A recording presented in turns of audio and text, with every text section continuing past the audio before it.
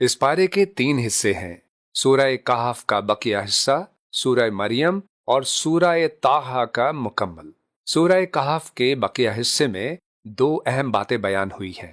پہلی بات، حضرت موسیٰ اور حضرت خضر علیہ السلام کا قصہ۔ حضرت موسیٰ علیہ السلام کو اللہ کی طرف سے خبر ملی کہ ایک ایسا بندہ موجود ہے جس کے پاس ایک ایسا علم ہے جو آپ کے پاس نہیں۔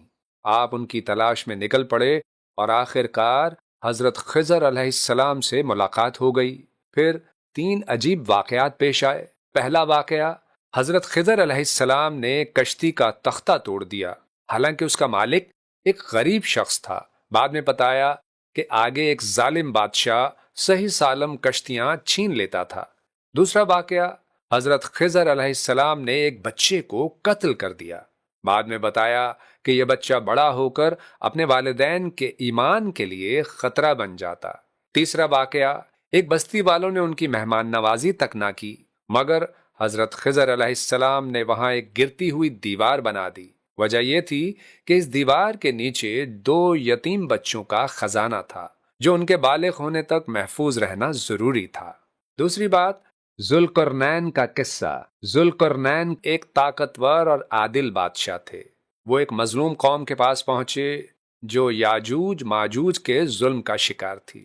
چنانچہ انہوں نے ایک مضبوط دیوار بنا کر یاجوج ماجوج کا راستہ روک دیا۔ قرآن کے مطابق یاجوج ماجوج قرب قیامت دوبارہ ظاہر ہوں گے۔ اب آگے سورہ مریم شروع ہو رہی ہے۔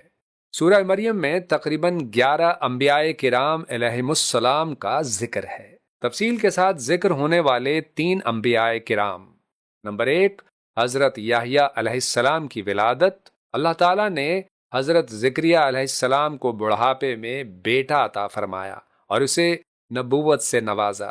نمبر 2، حضرت عیسیٰ علیہ السلام کی معجزاتی پیدائش۔ اللہ تعالیٰ نے حضرت عیسیٰ علیہ السلام کو بغیر باپ کے پیدا فرمایا اور بچپن میں ہی بولنے کی قوت عطا فرمائی۔ نمبر 3، حضرت ابراہیم علیہ السلام کی دعوت۔ حضرت ابراہیم علیہ السلام نے اپنے والد کو نرمی اور حکمت کے ساتھ توحید کی دعوت دی اور شرک سے منع کیا۔ اس کے بعد سورہ طٰہٰ شروع ہو رہی ہے۔ سورہ طٰہٰ میں 3 اہم مضمون بیان ہوئے ہیں۔ نمبر 1، اللہ تعالیٰ نے آپ صلی اللہ علیہ وسلم کو تسلی دی کہ ہدایت صرف انہی کو ملتی ہے جن کے دل میں اللہ کا خوف ہو۔ نمبر 2، حضرت موسیٰ علیہ السلام کا تفصیلی قصہ۔ اس صورت میں حضرت موسیٰ علیہ السلام کی زندگی کے کئی اہم واقعات بیان ہوئے ہیں۔ نمبر 3، حضرت آدم علیہ السلام کا قصہ۔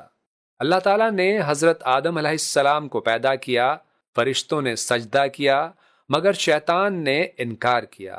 یہ پارہ ہمیں سکھاتا ہے کہ اللہ کے فیصلوں میں ہمیشہ حکمت ہوتی ہے اور انسان کو صبر، توکل اور ایمان پر ثابت قدم رہنا چاہیے۔ اے اللہ، ہمیں اپنی حکمت کو سمجھنے، صبر و شکر اختیار کرنے اور سیدھے راستے پر ثابت قدم رہنے کی توفیق عطا فرما، آمین۔ یوں گزاریں اس برس رمضان کو، اب سمجھ کے پڑھنا ہے قرآن کو۔